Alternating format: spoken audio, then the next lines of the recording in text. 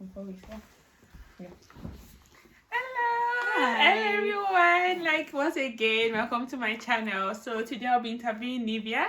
She's a medical student, so like introduce yourself. So hi everyone, I'm Nivya and I'm coming from Singapore, and I came to Dublin to study medicine, and I will be graduating on the 2nd of June. So yes, officially done with med school. Congratulations there. Thank Congratulations.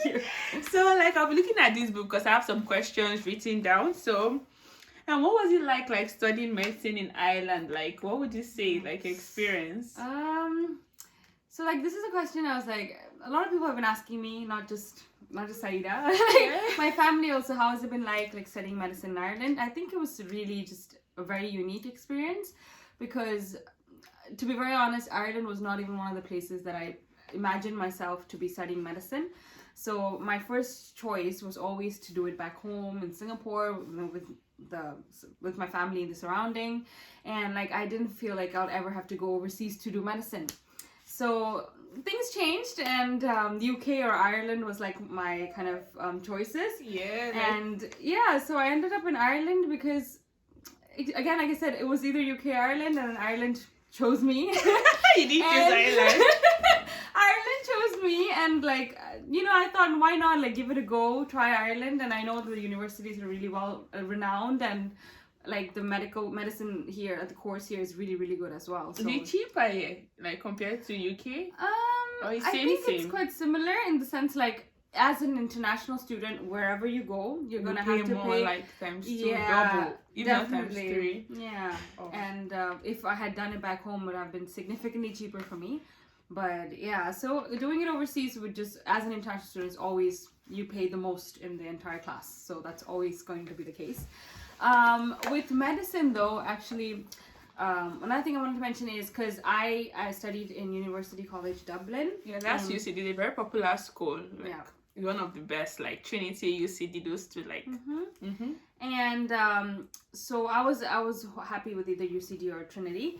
And so there's actually an agency that I came with from Singapore. So it's the Irish Medical Consortium, so IUMC is the name. And students who came from that agency from Singapore or Malaysia, I think it's mostly in Asia, they tend to actually pay a bit lesser than the typical international students fee. So to be very open about it, I guess for the IUMC student, you're paying 39k yearly, and for an international 39k euros, like 39,000 euros per year, right? Yes, per year. It's a humongous investment. And so it's a humongous investment, so all I can say is like I hope I'll earn it all back in the future. I hope so too. Like exactly. And but as an international student who's not from the agency, they'll probably have to pay up to 50k per year. I think it could go up beyond that, but it's usually 50k. The agency, you just for Singaporean or from is like a worldwide agency, or so this, I think I became more familiar with it because my school in Singapore had linked me to that agency. So I know that there's one in Singapore, there's like one in Malaysia, but I don't know what other countries have it. The people I know so far are people who came from Malaysia and Singapore, who came via the agency. We're all paying that same amount, like I mentioned. So if you're from those countries, going via the agency would be cheaper for you as opposed to a normal international student, if that makes sense. Okay. So the next question now is like, what is the qualification you actually need to apply to medicine? Is it a lot or something? So I think it's the same with any country that you apply for medical school. So wherever you go to, you need your base high school qualification, or that's basically either A levels or your international baccalaureate, or any other equivalent qualifications to those 2 degrees. So as in, you will actually know that from the websites. They tend to like reiterate what you need and everything.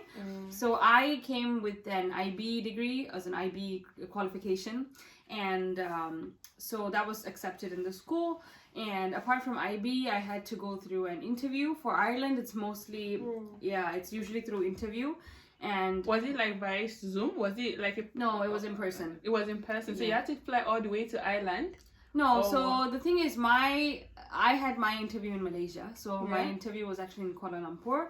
So there was basically the dean and the president of UCD, I think the dean of medicine, and somebody from UCD who's again related to medicine. Yes. There were two people in the panel, and they just questioned you basically based on your resume. You submit a resume as well. I forgot to say that. But yeah, you submit. Was the question tough then? Like, what do you think? Did you feel like you were going to pass, or you were like skeptical? What do you think? I think the questions, like, I came in thinking that there will be a lot about like my personality or like, you know, my, because before medical school it's not really a medicine oriented interview. It's more like, do they see you as becoming a potential doctor? Yeah. So it wasn't really like that. They did ask me 1 or 2 questions about my personality or like, you know, my hobbies. But most of the questions were based off my resume, and I had talked a lot about like a few shadowing experiences that I had in cardiology and stuff. So they asked me questions about like different surgeries that I had experienced in in the shadowing experience, and they just asked me about it, asked me what I knew about the surgery, what more I want to know about the surgery, and asked me what field I'm actually interested in. Like, what did you know then? And then I had no idea. Like, what did you say? I actually said obs and gynae. But now what? But now I'm leaning more towards pediatrics. But you know, like I said, every year things tend to change. True. Like, change is constant. So. Yeah. But obs and gynae was what I said then, and they were they bought it.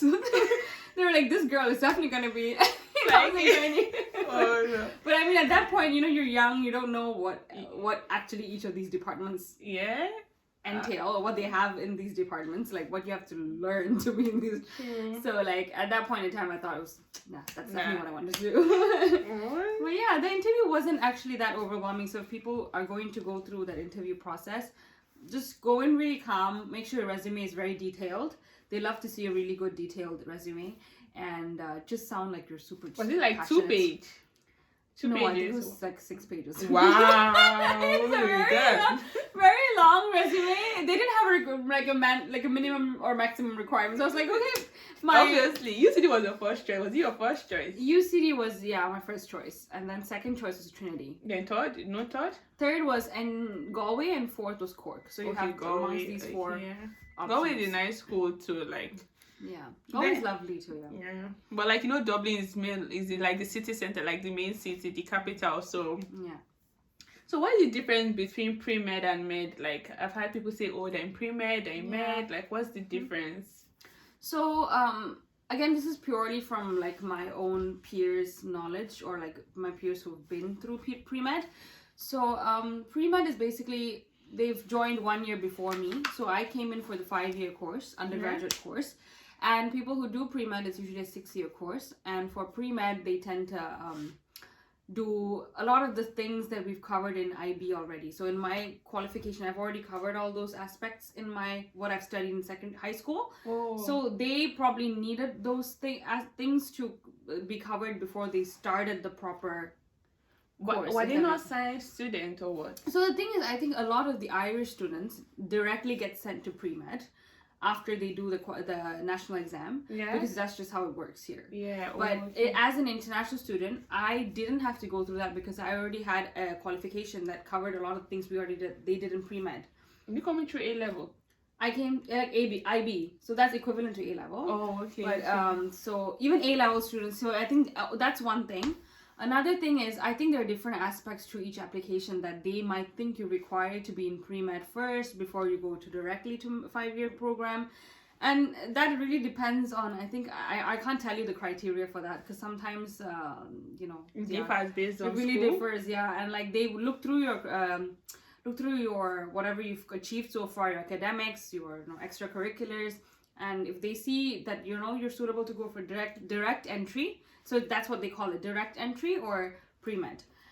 So if they see you suitable for direct entry, they'll put you for direct entry. But if they think that what you've studied before was not enough, that sometimes leads to you going through pre-med. But no difference at all, because you end up with the medicine degree. Okay. And you end up with the same group of people who are studying for the same subjects and who are aiming for the same things. So how was it like in year 2? We know when you're in year 1? Yeah. They'll also be in year 1. So the thing is, when I'm in year two, because I'm considered year two, Yeah. so I entered in year two. Yeah. So the people who've done it in year one, they've done it a year before me. Oh, okay. So those who came in to year two are all people who've been, like, not all of them, like some of them. I think the Irish students and so it's like a 6 years program, but you are coming through year two while they did year one. Yeah, so it is actually a 6-year program in Ireland. As an Irish student. For them, it's 6 years. So the year one, they call it pre-med. Yes, exactly. So now, was there a clash when you came in, like the pre-med and the med school, when you came in, when the student, when they were in year two, was there like a clash? Like all this, like some people sit together in the class, some people would be like, was there like a clash? Or like some people knew more things, like... I think most of my friends said in pre-med, they didn't really, they were like playing around. So as in it wasn't like such a serious year, because like I told you, it's just a medicine year kind of thing. So for a lot of these people, there wasn't really any clash in terms of knowledge. Like I think everybody came with the same set of knowledge. But in terms of people knowing each other, definitely, because a lot of the Irish students already formed groups and they were close with each other, and we were just like a bunch of newbies that just got thrown into the class. Like the class, yeah. And there were also other programs coinciding with what we had. So there was like a Penang Medical College program as well. That was a 2.5-year program, so they'll be here for 2.5 years and then back to Penang after 2.5 years. So they also came in, so that was like 60 plus people who joined our class. Oh, like that means like there are a group of people like which they do like half of the, like from year one to year three. From year two to, so basically year two for me, so year two to year 4.5. Yes, like okay, year 2 to year 4.5 in Ireland, then they go back to their country to finish till year 6. Then the certificate they get, do they get like the Ireland one or their country one? They get actually the two. I think they get the two, yeah. But like they get both the names of the colleges in their degree. Oh, okay, in one certificate. Yeah, and I think in that country, which country does those, like? Oh. Which one do you know? So far, like in our class, it's only Penang Medical College that has this half program. Penang. Yeah, Penang is in Malaysia. Oh, so it's only that country that, as in, I know that does the program in our class. Okay. But I don't know if there are other like degrees or other things that people do. So it's mostly like Malay students, like people from Malaysians who attend Penang College. They can get to experience half yes, in Ireland and half back in Penang. Oh, yes. That's very interesting. It is, and that means are they paying the same as international students, or are they paying like Penang College? Like, how is that fee? I think they're paying much lesser than I am, but not significantly lesser. When I was here, I think it was 33K yearly. Okay. But I think when they went back home, it might have been cheaper. But it's still expensive. I can say, medicine is expensive. So you need to be sure you want to do this program, okay? Yeah. So the next question, did you ever work and study? Because I know that like you're allowed as a student to actually work and you're allowed to study, like you're allowed to work and study. Yeah. I think work for like 20 hours per week, and during the break 40 hours. Did you ever do that? Like, no. You never did. Why? You never considered?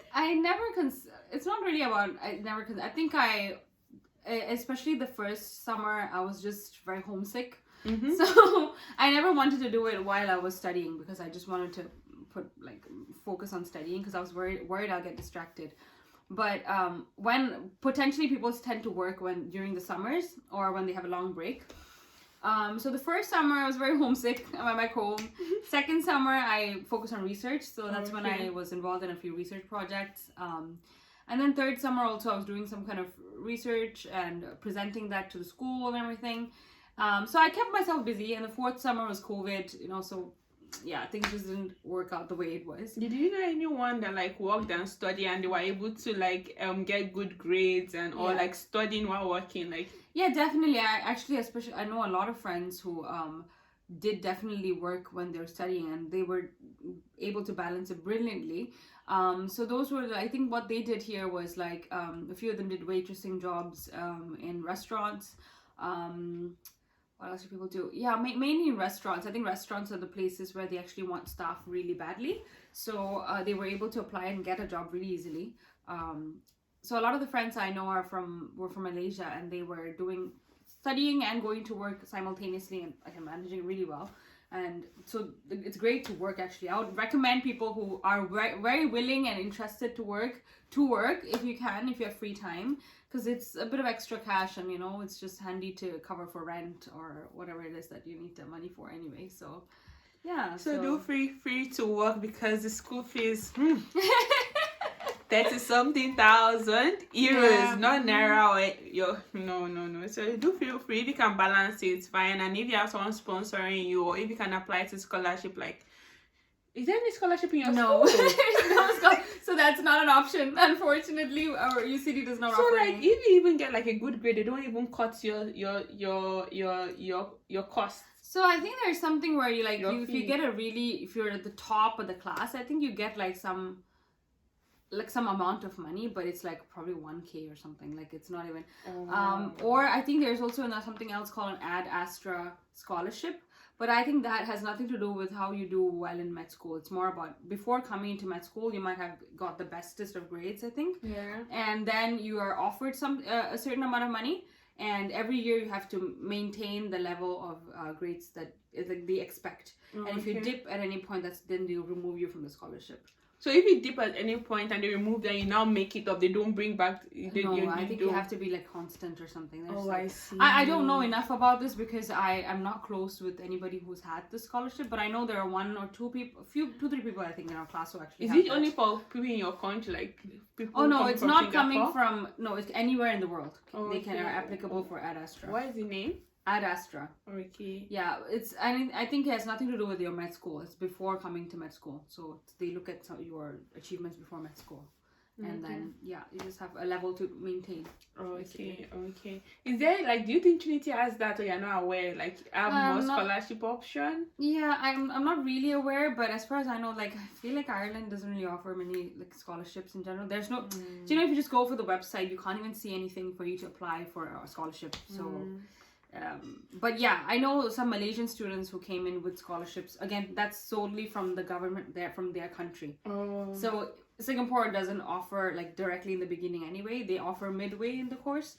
But yeah, so those are the only things I know about. It's not really. So just be ready to pay that money, like be prepared just in case any scholarship doesn't like pop up, so you don't be stuck anywhere. So what is the visa process like when you are coming here? Like, so there's something called the GNIB card that we need to apply for while you're coming to Ireland. Actually, before coming to Ireland. And it's basically like a residence permit, and they ask for this card literally every time we fly out of the country or come back into the country. They need to see evidence of you as a resident in Ireland. So this is especially useful for people. It's not just useful, it's like everybody who is an international, I think, student needs it in order to even stay in Ireland. But obviously for locals it's not necessary. they have their passport, so yeah, so for international students it's recommended to apply for GNIB and renew it yearly. So it costs around 300 euros per year. That's also money. Another cost, 300 euros per year. Yeah, it's like if you want to leave the country and if you want to, visit your family, you need to have the GNIB card. Like, it's not excusable, I guess. But yeah. And how did you manage accommodation? Is accommodation expensive? Like, and also, did you stay in like the campus accommodation, or did you stay outside campus? Like, how was it? So the first year I was offered on-campus accommodation. It just comes with your free. No, sorry. You have to pay, as in it comes. You have to pay for it, but it comes as in they offer you, because even if you are willing to pay every year, you don't necessarily get a spot. Oh, I see. Because of like so many people want to stay on campus. Yeah, so they prioritize first years for on campus. And so first year I was like, I definitely didn't want to venture out of my university. I just stayed there. It was okay, but the prices have spiked up excessively over the last few years for on campus. So yeah, when I was there it was still okay, but now it's like it could have doubled almost, or it could have been actually not double but much higher basically. So that was my first year sorted. After that, it was more about venturing like on my own, like just trying to find apartments on like, so there are certain websites that we can look at, like Dart. Was it Dart or? Yeah, I think Daft. Yeah, Daft. Sorry. Dart is is something else. Yeah, It's Daft, transport. like- Daft and rent.ie. So these Yeah. were the websites I think all of us have experienced using. Rent.ie, yes. Then when you were like in the first year, the accommodation, is it cheaper or is it more expensive than if you were in first year and you chose to stay outside campus? First year, well, I think would have been similar. Okay. But see, I'm talking about the prices then. If you think about prices now, with the knowledge I have so far is that they've increased it. I think it'll be more worth it to actually stay out of campus. But dependent on where you get. So out of campus, I've managed to make my rent always within 500 to 600 euros. Like I try not to go beyond that, including bills. Okay. But if it is beyond that, then I guess that on campus would be more cheaper. But first years I would recommend on campus is always more handy because you're suddenly new to a country and you don't want to just suddenly it'll be a hassle to find accommodation just before moving to a new country. But after that, I would recommend everybody tends to move out of campus. Yeah. And it's probably cheaper actually, depending on where you get. True. So And unless like you have a family in Ireland and you're Yeah. coming, you probably want to stay with your family because it cuts down rent. So Yeah. then how is spending like having to buy like your groceries and like how is it like? So like groceries aren't too expensive here. Like some things might be a bit expensive, but basic necessities aren't really that expensive. They're okay. I think they're the same worldwide. Like it's always bread is always similar. Milk is similar. It's okay. Like I tend to stock up groceries for the week, or sometimes those occasional shopping experience. True. You just walk into a store, you see everything, and you're just like, let me just grab everything. Yes, true. So chocolates or like some kind of something that's like just pleasing to your eye, and you just grab it. So that happens a lot. But in terms of spending, like I think I just tend to stock up groceries for the week, and then weekends I tend to go out with my friends, and if we do, then we have a meal somewhere. But yeah, would I say it's affordable? I would say it's okay. I wouldn't say it's the cheapest. I wouldn't say it's too expensive either. It's expensive in terms of eating out, actually. If you are planning to eat out every day and you don't want to cook, okay, that's going to take you a lot of money. Unless you're getting those meal deals that they have in like Tesco and it's like €3, you get a meal. Or like, because back in the hospital for me, like where I was doing my clinical years, it's very expensive. Like if I want to get lunch from the hospital, it would be up to 7 or 8 euros just for one meal. And that's very expensive when you could have actually cooked or gone home to eat maybe if you live nearby. But I would expect that like the food in the hospital will be cheaper, like for like students or even the doctors, like. So that depends on the hospital that you work in or you get located, as in placed in. So there's a hospital called St. Vincent's Hospital that is closer to UCD. That hospital offers food for really, really cheap. Like within €3 you get your meal sorted. But where I was located in the last 2 years was in the Mater, which is in a city hospital. Very expensive. Mater is a very known hospital. It's quite big. Is it bigger than St. Vincent's? Oh, I don't know about that. Or it's same thing? I think it could be. I think Mater could be bigger.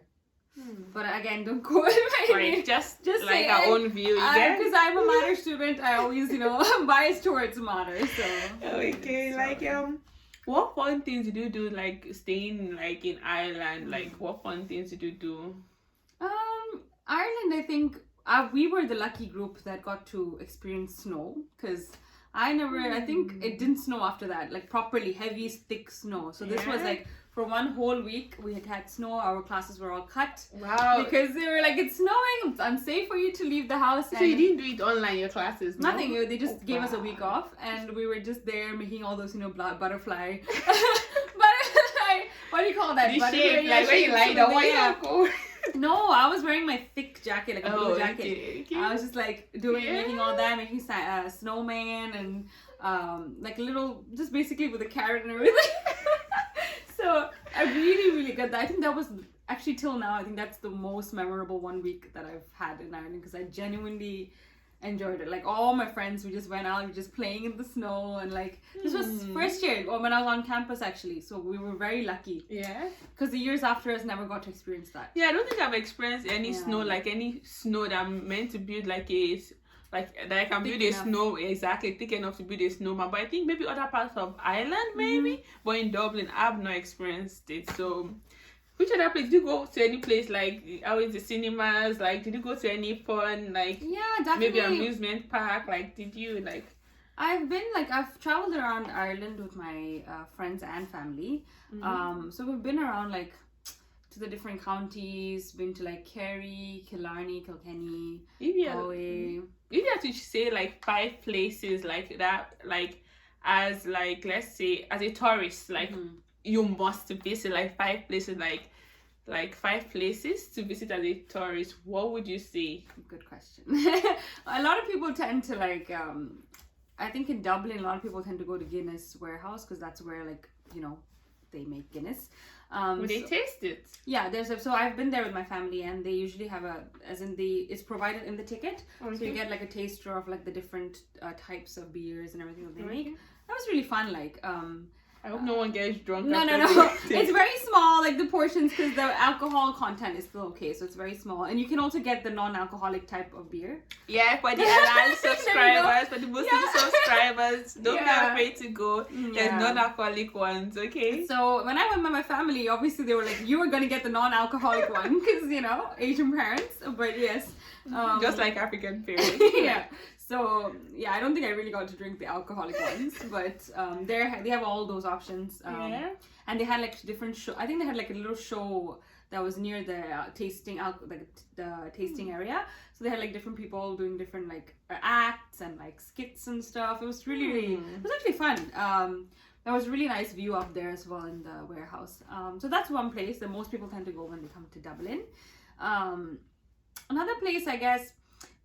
It's not really a place, but it's this park that's near my house. It's called Phoenix Park. It's lovely if you get to see like a bunch of deers. They come very rarely in the day, but they come usually every other day. They come like in the morning, and if you're lucky enough, you get to see a bunch of deers. For me, that's really new because I don't get to see deers like just and I don't even around. think I think you can cycle and walk. It's a really big park in terms of like, and the Dublin Zoo is right next to that park as well. So. That's another place you can I'll probably show you that like when I go there. So I've been there, but I just didn't like capture the moment. What other places? So those are a few in Dublin. Outside of Dublin, so I've been to like Cliffs of Moher. Like most people go there. I don't know how I'm pronouncing. No, it's not hiking. You have to like go there, like drive there, or like I think take a bus there. I think it's a drive there, and then it's like a big cliff. Yeah. And then you just have to walk. It's actually a tourist attraction that people go to. Yeah. And you can see like the whole view with like the sea and everything. Cliffs of what? Moher or Moher, I don't know. Moher. Okay, Moher. I don't know if I'm pronouncing it right. Yeah, so you get the gist, right? Yeah. Like, so it's, again, that's all scenery. Like it's very natural, very scenic. Other places I've been to, I really liked like Kerry, Killarney. Like I liked places that were actually out of the city because I'm a very non-city person. Yeah. So anything that was very, like very quiet and like appealed to me in terms of scenic. I really like scenic, like quiet places. So there are a lot of that. There's a lot of that in Ireland, which I didn't expect because after seeing Dublin, I was like, that's all Ireland is. But it's not. It's really much more than that. So if you are coming to Ireland to study, just make sure you go out of Dublin and experience every part of Ireland if you can. So. And also, like, even out of Dublin, I heard of something called Tato Park, but I've not been. Yeah, same. But like, have you been? No, I haven't been. No. Yeah, like I had. So we'll talk about that another day if I ever go visit. Yeah. So now back to the old like medical class, like when you're graduating, like do they take all your grade like from year 2 to year 6? Do they calculate it to get your score, your cumulative score before you're awarded your degree? Yes, and or is it just a pass or a fail, or did you get like a first class, second class? Like how is it like? So they only take the clinical year's GPA. So I think most of you will know what a GPA is, but GPA is basically your kind of standardized score that you get from your grades compared to the rest of the class and compared to the maximum grade. Yeah, so you get it. I'm not sure about the compared to the rest of the class. I think it's just you versus the maximum grade. Sorry. And yeah, so that GPA, they take it from the last 2 years. So we had our clinical years in the last 2.5 years, or two years ish. And those grades are the only ones taken for our final degree GPA. Yeah, that's it. So technically your first 3 years don't matter.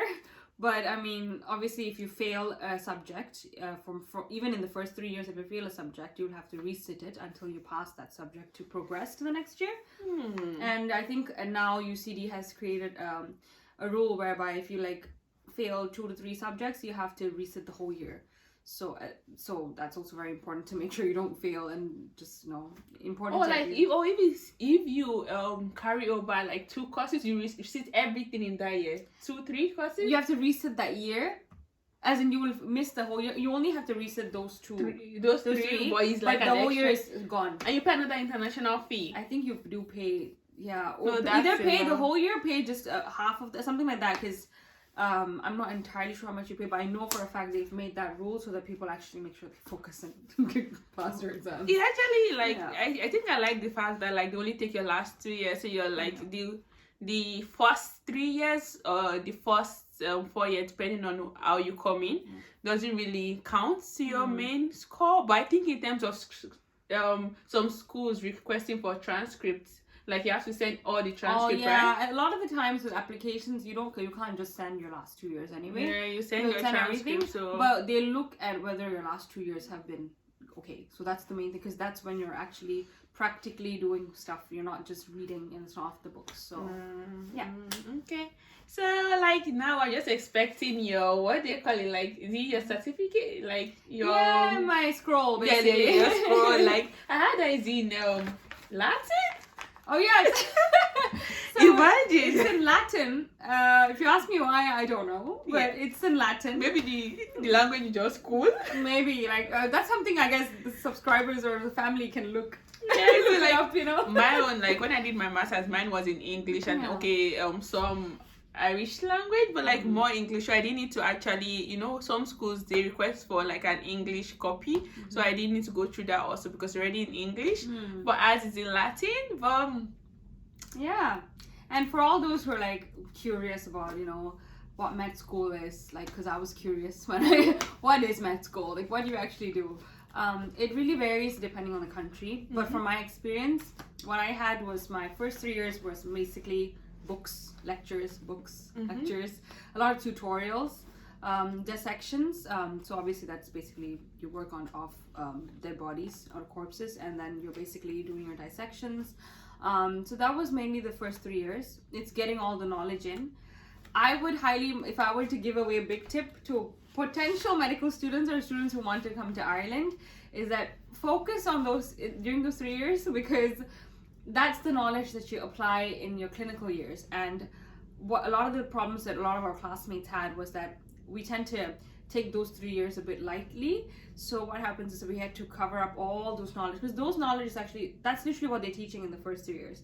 But now the last 2 years I have to like put in so much more effort to like remember all that content because I hadn't focused well enough. Does that make sense? So it's a big tip I'm giving you. Yeah, I was going to just ask like, please give like my YouTube family some tip, but like she's just 2 steps ahead of me. So it'll make your life much easier. Like you might think when you're starting off medicine, you're like, okay, I want to do my best. But sometimes you do your best and you see a C in your transcript.